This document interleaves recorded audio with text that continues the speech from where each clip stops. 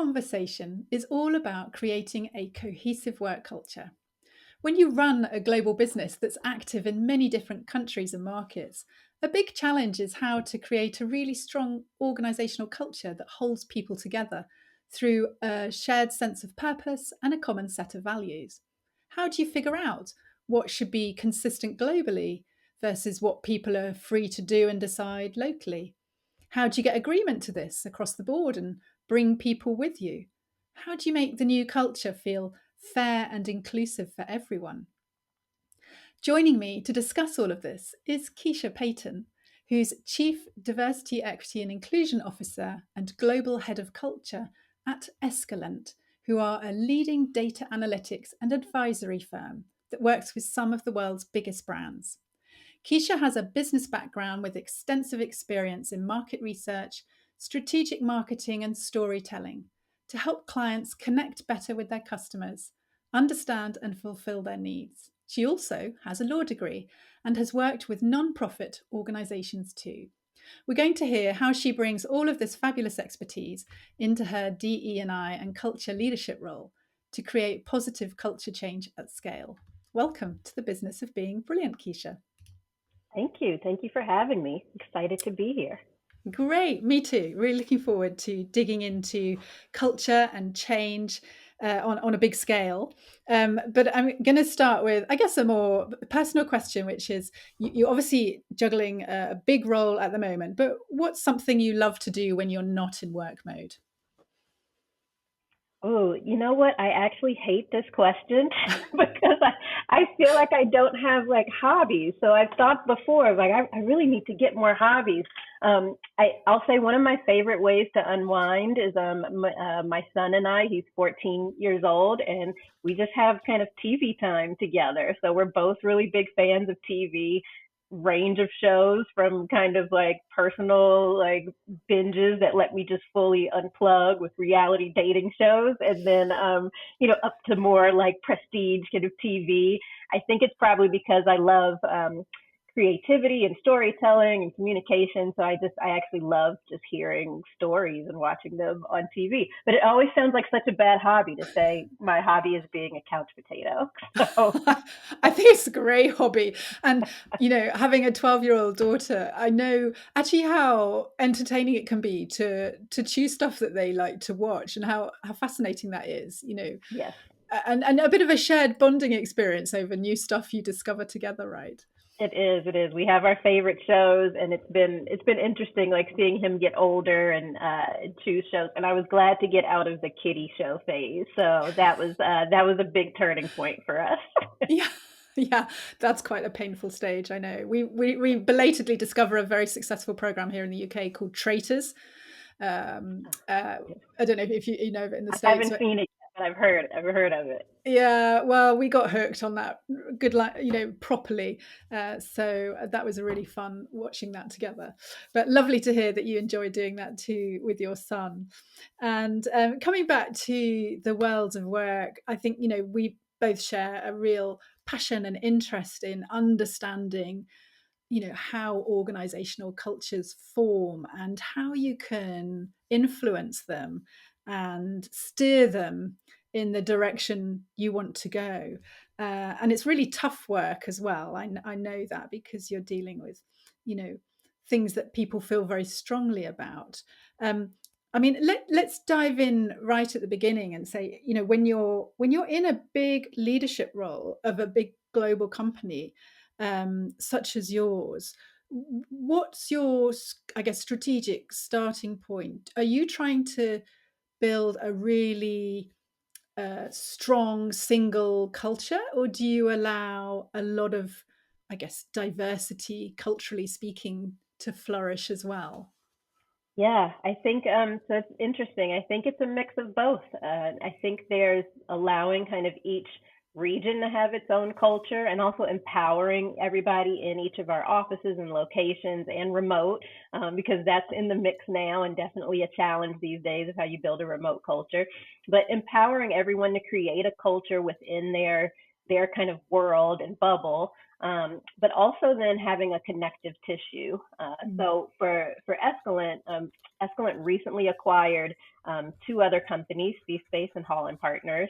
And so this year for us is really like a building year because this was just last year that the companies came together. So this year is really our first year of kind of getting into more of a groove of like what that all means. And each company has has kept its own kind of company culture. So a big part of my role this year is looking across three companies in multiple regions and multiple offices within regions and seeing what was the culture, what is it that made culture. So I've been doing listening sessions to understand just not only what their culture is, but what do people think of as culture? Which for the most part so far, I haven't gotten through all of them, but for the most part, people have a very broad definition of Mm. culture, and it's as much of the like going for drinks after work, having a field day or sports kind of event, as it is the way that you work together and the way you work with clients and the way we treat each other on a daily basis. So those have been very enlightening. But my big goal is to make sure this year that each company doesn't feel like it's losing itself. But then I want to bring everyone together. So I want to make sure we're not all operating in silos. And how can we come together and learn from each other, share challenges and kind of best practices, and begin to then create what that kind of global singular culture looks like. I think even once we have kind of the vision of what that global culture looks like, though, it's still going to be an umbrella. Or I'm a visual person, right? So if you think of, an org chart, there's probably still kind of like the core values that run across the top, some like core things of how we treat each other and respect each other, and then it's how those manifest within each company, within each office, within each region, that then kind of personalizes it and makes it feel closer to them. Because I don't want people to feel like the culture is this distant thing. You need to be able to feel the culture and articulate it without anybody telling you what it is. Yeah, thank you for kind of setting out, explaining for listeners kind of where you're at as an organization. And I know that when you have gone through acquisitions, there's obviously that whole cultural integration piece that you're embarking on. And really interesting to hear how you think strategically about the different stages. And you talked about what your focus is for this year and then what, next year might be about. And um, it also really interesting what you say about in your listening exercise, people's definitions of culture, because that's a whole challenge in itself. Culture is such a woolly term for lots of Right. people that it can mean anything and everything, really. So I guess people's expectations are all over the place when you say to them, we're talking about culture. Some people might think, oh, she means this, and someone else might think, oh, Mm-hmm. she means that. Yep. Yeah, I mean, events are definitely a big piece. So people definitely consider kind of what are these traditional recurring types of events that are happening. But I think the other piece of it is really the company values, and you can see it across because I'm literally looking across kind of three companies at this point, and you can see how those values translate. So for some companies, it comes up organically in the conversation, almost verbatim, what the values are. For others, it's kind of the feeling of of the values, but the values definitely provide this overarching umbrella.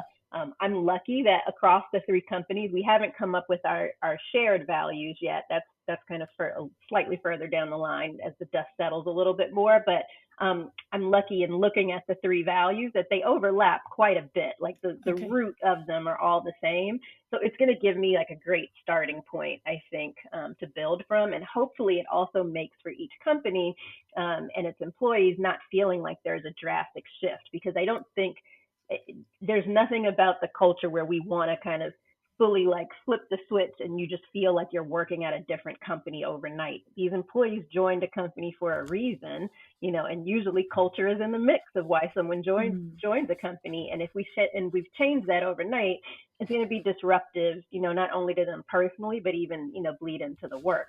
So I think of it much more as kind of a building and an evolution of things as we go. Yes, that makes sense because I imagine people in different parts of your organization are thinking, well, what have I joined, or what are we going to become, and wondering how different that's going to be to what they've known to date. So your point about we don't want to make this disruptive for people makes a lot of sense. And it sounds as though, actually this whole first stage is understanding those values, how they manifest in real ways, tangible ways in the business, and understanding where that common ground is so that you can explain to people, well, there is a lot of common ground, or this is what we share in common, and this is what might feel a little bit different as the very Right. beginning of the conversations. Is that right? Right. I mean, I think the other opportunity, though, is that this is a great reset moment. So it's a nice time to really reset on, across the three companies and as a global enterprise right now. What are those things that we really value, and what are the things that we may want to let go of or kind of let fade in the past? And how do we Mm. take a fresh look at some of the rituals that each of the businesses have? Because I think that's important as well for us to not solely hold on to what each company culture is, and carry that forward. Like it's a really great moment to bring in fresh eyes, and to see like how do we take the best parts of these businesses and really dial them up and then kind of connect them all together. Yes. Yeah, that makes sense. And I'm curious to know, I mean, with this kind of listening stage, and given the number of employees in different locations you have, I mean, is it quite a big program of activity? Who do you have a big team that's going out and helping to have these conversations and sift through the feedback and what you're hearing? So I guess this is probably is the benefit of starting on the research side within our company. So and particularly when I worked on kind of the client facing side of our business, I was focused on storytelling. So that's kind of one half of this input I'm going to give you on my answer. The other half is having ADHD, and I've kind of learned to lean into some of my superpowers, where I'm pretty intuitive. I read between the lines a lot. So in a lot of ways, these listening sessions I've been doing aren't, especially from a researcher's perspective, they are not traditional focus groups. They're really a mix of me getting out into the businesses, meeting more people. We've been doing them in person where we have offices, and also just kind of getting the vibe a bit. So much of it is actually just like being in the office Yeah. and working there for a few days and just seeing the flow of things and then hearing from them. So I didn't over engineer it. Essentially, I just said, hey, I've got to go to our Boston office. I'm going to our London office.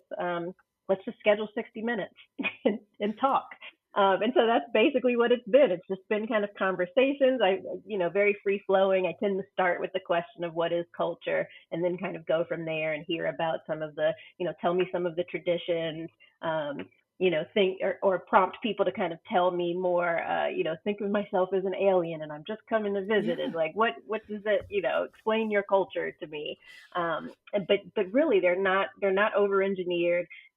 I've been jotting notes down in my notepad. I don't advise this for everyone, but for me, like jotting notes down kind of helps me connect the dots. And so each one that I'm having, I'm connecting more and more dots. On top of those, so those are listening sessions that we've done with kind of like the employees more broadly in each of the offices. But then a lot of the offices also have either a kind of a point person, some like unofficial person that's just the go-to to like plan all of the different events in the office, or some of them have kind of full culture committees. It ranges from like it may be 2 or 3 people to like 10 people in a committee, and they have a calendar of events. So I've also been meeting with each of them.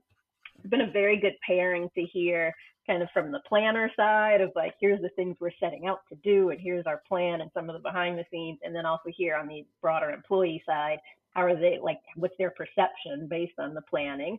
And so um, the other piece we've done then is and we're actually going to have our first meeting like next month, I think. So now that I've kind of spoken with all of those culture carriers, we're bringing them together.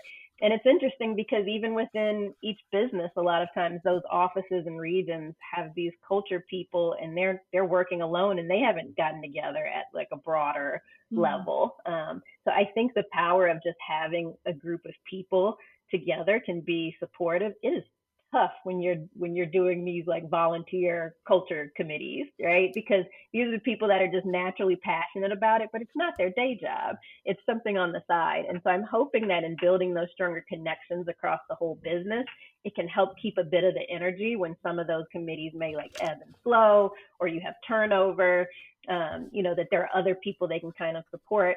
And that we can, for this year in particular, do a couple enterprise-wide culture events that can lighten the load for them, so they may feel like I don't have to do a July event because I know we're going to have a big company thing.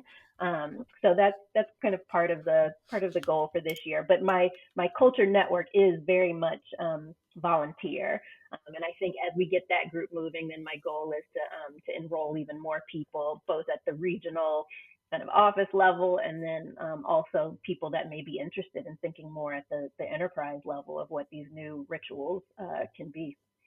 Yeah, really fascinating. And I was just thinking, literally at the moment you talked about, imagine I'm an alien that's just landed. I was thinking it's very like what an anthropologist would do is just kind of go into the environment and just observe for a few Oh, days that's and true. notice what gets said, what gets done, what the rituals are. So I too find that I'll have aspect to really. feel that from so it sounds like more smart than me just saying I just go in and I feel the Oh, vibe. yeah, I'll have to say I'm using anthropological techniques. definitely. Thank you. Definitely. And I learnt about that aspect from basically a Financial Times business journalist, Gillian Tett, who famously predicted the financial crash of 2008. She is an anthropologist, and she wrote a book that was published a couple of years ago called Anthrovision, which is all about this, about how you Mm, apply anthropology in organizations to understand what's going on and to influence it. So I read her book. So that was kind of in the back of my mind when she talks absolutely about, imagine you're an alien and you've just landed, and what are the things you notice people doing and not doing. yeah. So I'll pop a link to that book in the show notes as well for anyone who's thinking, oh, might add that to my reading list. Okay. But I love hearing about how, you're bringing together what you call your culture carriers. I think that's a great expression, because it sounds like the way you're going about listening and engaging with people is mirroring what you're trying to achieve, which is building a common thread and some, broader relationships and a broader understanding of the direction you want to go in. So you're kind Yeah. of pulling people towards you as you go through that journey. Yeah, I think though on the other side of the coin, I have my DEI role, and that one for DEI, I have the benefit of starting relatively fresh. So I was at C-Space prior to Escalent acquiring us. So I've been working with C-Space on DEI, but for the other two companies, they haven't had a full-time DEI person. And I think even for C-Space, it's we're a part of a new kind of family now, so it's building a new infrastructure really. So our DEI efforts are very much done at a global enterprise level, with the different regional considerations in mind. Some regional programming, but particularly for this year, it's setting this larger standard at a global enterprise level. So I've got the kind of the benefit then of being able to grow the culture a bit from the bottom up and just in a more organic way, where DEI is coming from a much more kind of focused top down. Top down always sounds so forced and like structured and like you have to do this, but I think it's like raindrops trickling down a bit. But I have the mix, of the two of those, which I think is a really great pairing, because DEI gives us the ability to have a shared vision and mission sooner. Whereas culture, there's just so many moving pieces now, between, bringing all of these businesses together, that we need a little bit more foundation, and fully like kind of building out what this new culture will be. And so I think the two of them are going to merge together, pretty Yeah. well. And so I'm definitely weaving, aspects of inclusion into our culture, and just how do we start to build kind of like that inclusive culture just across the board and everything we do, both in like intentionally, diverse ways and including marginalized groups, and also just like being inclusive overall of like time. What time do we schedule things? Like where do we host different events, and all of that. Yes, thank you. I was going to ask you if you could give an example of how, practically speaking, you are bringing a DEI mindset and approach to the culture change. And you've just given two small examples there. Are there other ways in which you can, I guess, help create greater awareness and support for more inclusive behaviors as you're going through understanding your the different cultures you have? Yeah, I mean, it's actually been interesting that a number of our, kind of my culture carriers, I don't have that as an official, label, but I'm like, oh, that is good. So I'm going to change our meeting to the culture carriers. But I've noticed a lot of them for the different kind of cultural holidays there are, and then the different like awareness months, like Black History Month, or API Heritage Month, or different celebrations across the globe. They tend to celebrate those themselves. Like a lot of them have built those into their calendar of events. So they might have, different events specific to different, holidays and cultures. And so I think it's a very organic, kind of mix of the two. And I'm actually like very, very happy to be kind of the person that gets to, kind of lead both sides of it. So I Mm. don't have to kind of continually push to think of how we make things more inclusive. But it's really those little acts, as much as just like Googling a calendar of holidays, and then building those in. Other things are like being aware of, because we're a global business, being aware of when offices are closed, across. So, like we were talking earlier, the UK had a bank holiday, and it's so often that in the US they have no idea, and you're still emailing on a Monday, and you're wondering, why is this person not responding to me? So just building in like small practices like that to help everybody feel included, and help them be able to recognize their culture, their region, where they're from, in a way that feels, like it's not an inconvenience to others, or a way, Mm. and help building that sense of kind of curiosity, I think, across the business, for there to be greater understanding of different cultures. I love that about building a sense of curiosity, because that's such a great place to start, isn't it? Is just the curiosity to want to understand more, appreciate people's different working lives, different cultures, just creating that open mind.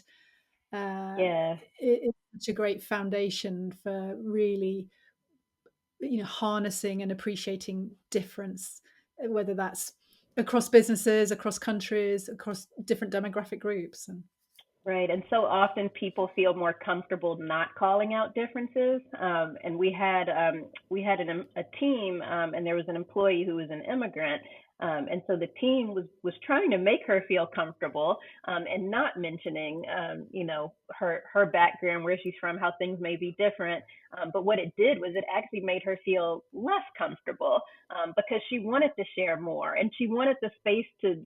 I remember the team had a baby shower, and she was like, what is a baby shower? So she had another friend she was able to chat on the side. But the reality is like, how do you make the space for people to be able to ask, like, what's a baby shower? We don't have a baby mm, shower where I'm from.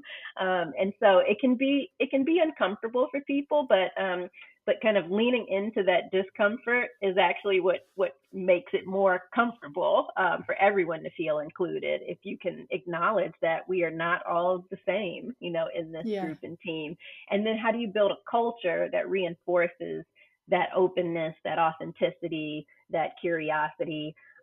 So our DEI theme for the year, which is I'm quickly seeing how it translates to the culture side as we're planning different events. But we have kind of an anchor question, I'm calling it, and that question is just who's missing. So it's to be thinking always who's missing in the room, who's missing in the conversation, who's missing in this program. For us as a research company, it's who's missing in this research. Are we talking to all the right respondents to really get at the deepest, most nuanced level of insight? Who's missing, in our company plan? Who's missing in this task force? Who's missing in this event? So we're looking right now at for one of the businesses, they do shout outs of values. And we've had over the years, we choose one or two people for each staff meeting, and they kind of share their shout out. But with that lens of who's missing, we started to question: is this a broad enough platform? Are we actually hearing enough voices? Is there any bias, in how we're selecting the people to do the shout outs? And so we're looking right now at how do we create a ritual that allows for more voices and more diversity, both kind of racial, ethnic, sexual orientation, and all of the kind of census demographic levels of diversity, but also in parts of the business. Are we always only hearing from one part of the business? Are the shout outs always for a certain kind of thing? So how do we create a new ritual that's going to allow for more voices to be highlighted and featured? That's so powerful, that who's missing question. It's brilliant. It's super simple for people to remember. And then, as you've just described, you can apply it in so many ways in your work for clients, your external facing work, as well as your internal collaborations and thinking. And I love the simplicity of that, is that people can easily hook onto it and remember it and use it and apply it, and they don't have to have sat through a 20-page PowerPoint document about our future values or ways of working, etc. It's just something you can pick up straight away. It's brilliant. Yeah, and it's funny that actually came from we did a presentation on inclusive insights. It's like a 3-hour workshop we have for marketing and insights teams to kind of walk them through every stage of the process of this is how you build inclusivity and inclusive lens, into your research and marketing. And one of the pieces of that is the who's missing question. And at the end of a workshop we did a few months ago, one of the participants said, I think we asked at the end, what's your takeaway? What's your kind of like step you're going to take? And she was like, I just love this who's missing question. It's the thing that I can remember. And so as I was figuring out, what's going to be our kind of guiding thing to remember this year, I'm very big on like catchy missions and phrases and campaigns and stuff.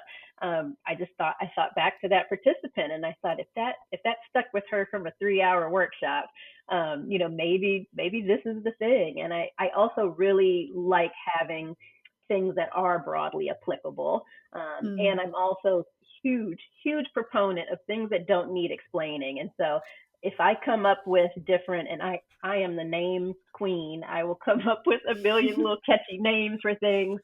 But if I have to explain what the name means, then I know I haven't landed on the right thing. It's when you land on something and you tell it to others and they're just like, oh, I get it. Then it's like, that's the right area. Yes, totally. And Kisha, I'm chuckling to myself because I plan to write my second book this year, starting this month.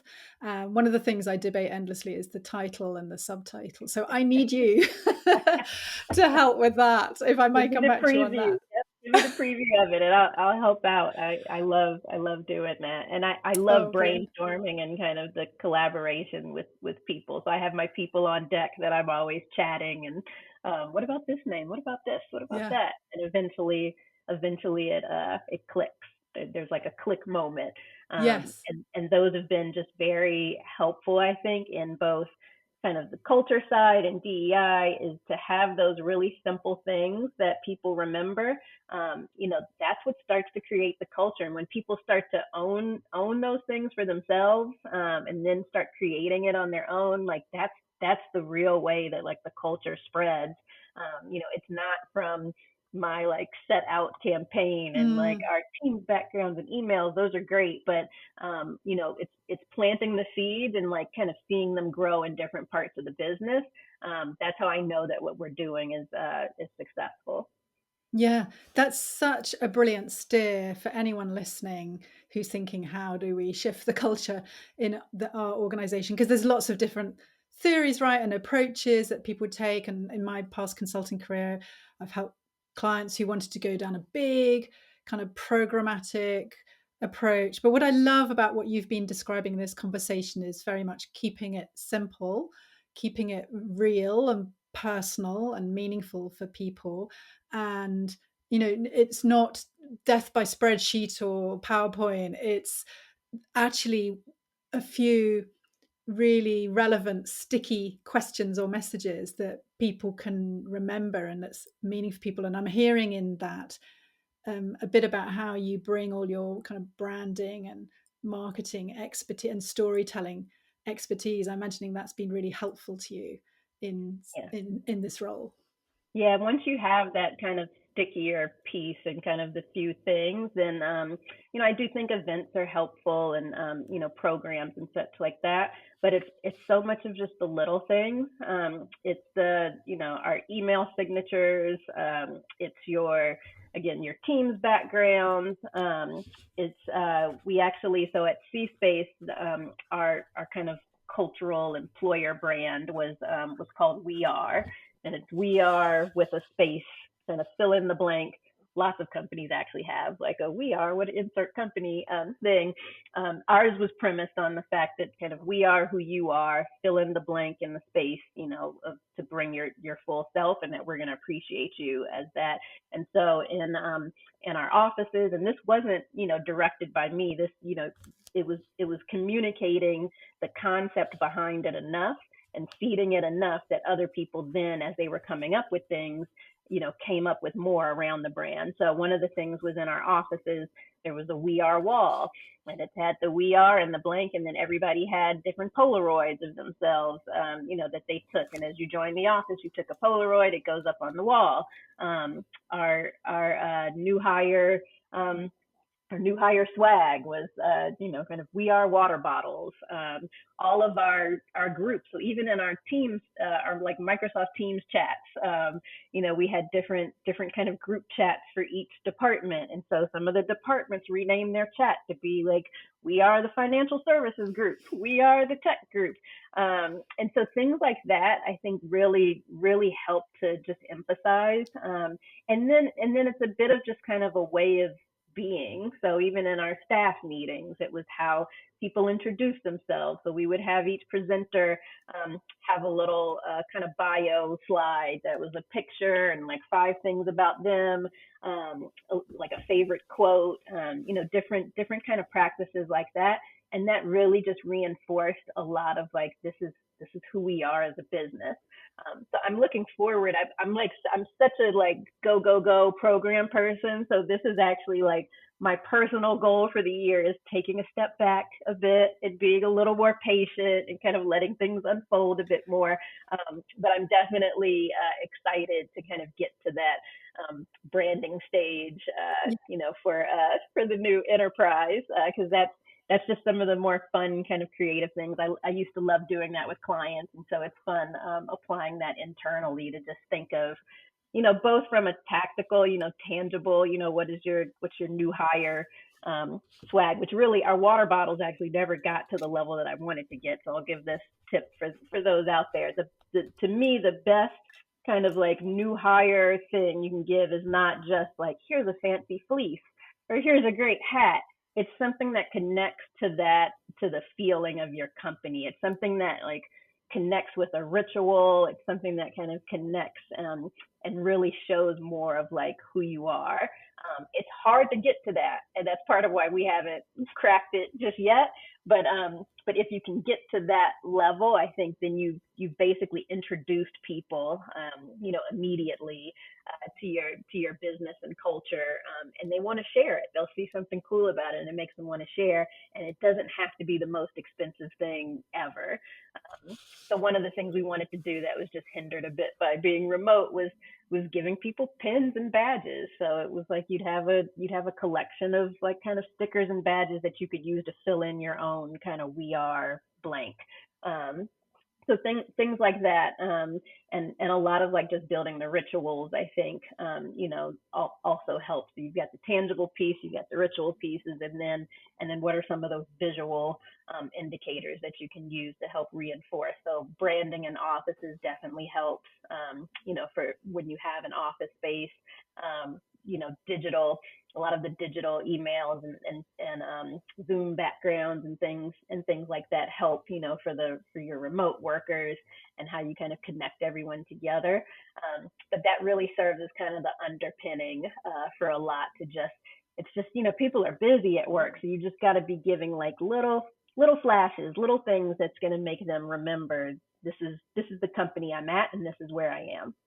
Yeah, brilliant. Thank you so much advice there, and really generous of you to share all those examples. I think, some of the things I'm really enjoying taking away from our conversation was both how you approach changing or evolving a culture from a strategic point of view. What are the big stages of work, and but also how do you keep it simple and very practical and very real and tangible for people? So really great to hear the lots of different ways you can kind of send signs around what's valued here, who we are, what we're about, that don't cost a fortune, that don't require massive resources to implement, but actually are very meaningful for people. Thank you so much for contributing all your experience and examples from your role at Escalent. If people are interested to connect with you professionally, what's the best way for them to do that? LinkedIn is probably the best way, and I guess my name will be in the show note, but it's Yes. Kisha with an I. It's a different spelling of Kisha, Kisha, for those who want to connect. I'm happy to chat with people and connect more on LinkedIn.